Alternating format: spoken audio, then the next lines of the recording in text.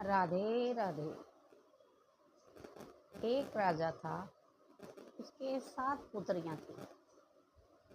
राजा सातों बेटियों को कहता है कि मैं तुम्हें खिला रहा हूँ।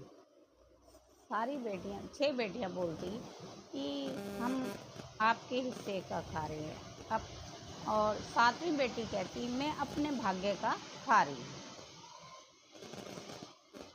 6 बेटी कहती तुम क्या कमाने जाती हो जो अपने भाग्य का खा रहे हो? पिताजी कर रहे हैं तब मैं अपने खा रहे हैं। कहती नहीं, मेरे को तो मेरे कर्म, अपने कर्मों का, भाग्य का जो मिला है उससे मैं खा रही। ऐसे करते करते राजा को एक दिन बहुत गुस्सा आया कि 6 बेटियां मेरी कहती है कि आप खिला रहे हो, और 7वीं बेटी मेरी कहती है कि मैं अपने भाग्य का खा रही हूँ। राजा को गुस्सा आया। उसने एक कोड़ी था, कहती तूने अपने भाग्य का खा रही है ना, मैं इस कोड़ी से तेरी शादी कर देता हूँ। राजा ने अपनी बेटी की शादी उस कोड़ी से कर दी। उस लड़की ने बिल्कुल भी दिल पे कोई बात नहीं लगाई। कहते पिताजी जैसी आपकी इच्छा। वो कोड़ी को लेके उसकी सेवा करती, उसको मिलाना धुलाना खिलाना पिलाना सब करती, और उसको व्हील चेयर पे घुमाया करती थी। एक दिन कहने लगी चलो स्वामी तुम्हें मैं तीर्थ यात्रा करवाती हूँ। उसे सब जगह तीर्थ यात्रा कराने लेके गई। फिर वो कहने लगे मुझे प्यास लग रही है, थोड़ी देर यहाँ रुकेंगे और थकावट होगी, हम यहाँ बैठेंगे।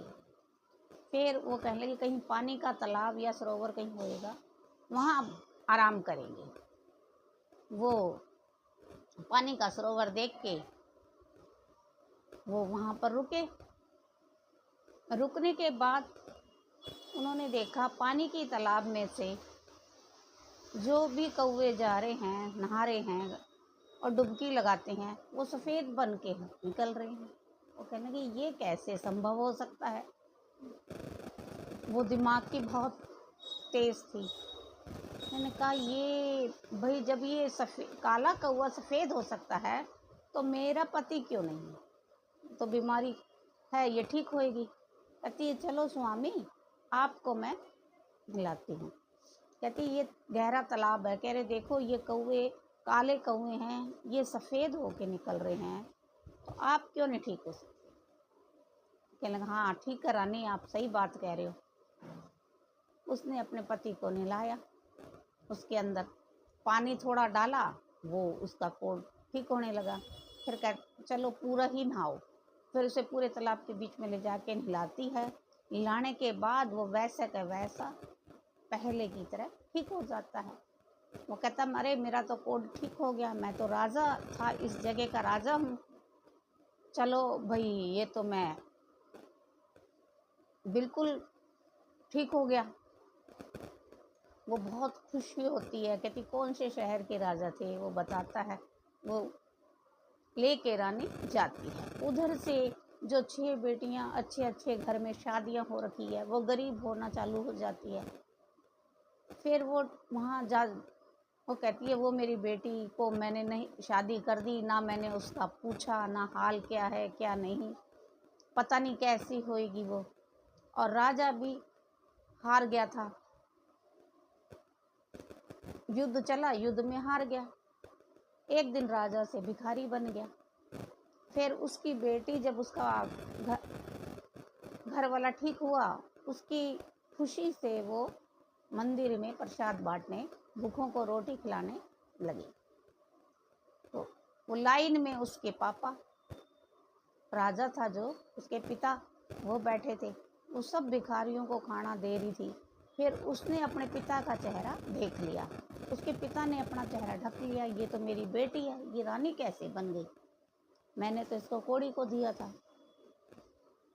फिर राजा मुंह छुपाता है तो उसकी बेटी फौरन देख लेती है। कहती पिताजी आप मुंह क्यों छुपा रहे हो? आप तो मेरे पिता हो। तो कहने लगी ये कैसे संभव हो गया? कह रहे ये भी मेरे कर्मों का फल था, जितने दिन मुझे दुख देखने थे मैंने देखे, अब तो मैं राजा, ये कोड ठीक हो गया। कहते मैंने, पिता बोलता मैंने तेरे साथ बहुत गलत किया, पर ये सही बात है तेरी बेटा, तेरे कर्मों का ही तुझे मिला और मेरे कर्मों का भाग्य मुझे मिला।